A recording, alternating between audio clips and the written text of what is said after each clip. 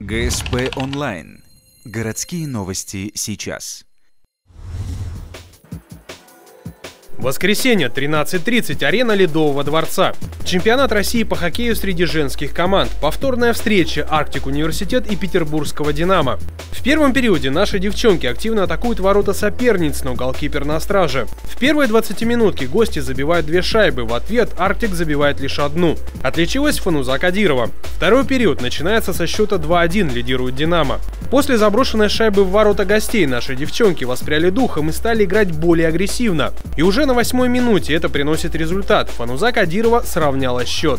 Спустя 2 минуты Диану Конееву, нападающего Динамо, удаляют за опасную игру высоко поднятой клюшкой. Реализовать численное преимущество удается и Еве Петерсоне.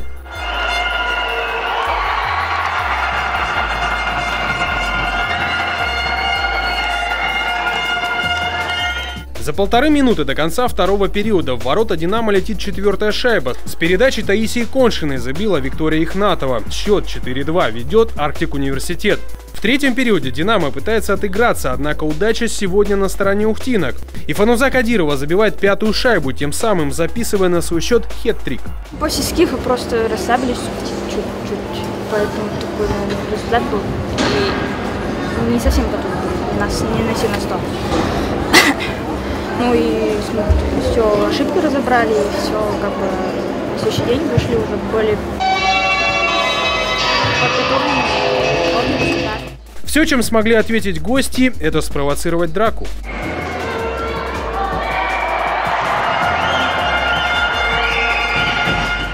В результате гости добились того, что нападающий Арктик Университет Карина Верховцева на ближайшие 2 игры получает матч-штраф. Карина ценный игрок, поэтому заменить ее Арктик будет нелегко.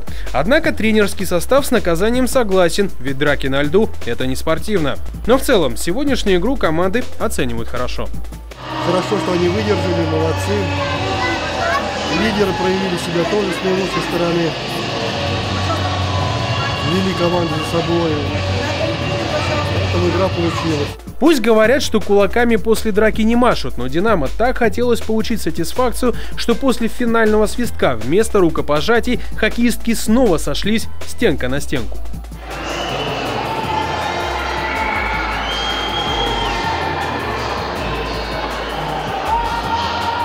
Но на результат игры рукопашная уже никак не повлияла. По итогам 2 матчей и Динамо, и Арктик Университет получают по 3 балла. Уже совсем скоро Арктик Университет вновь порадует своих болельщиков. 10 и 11 декабря ухтинки играют против Спартак Меркурий из Екатеринбурга.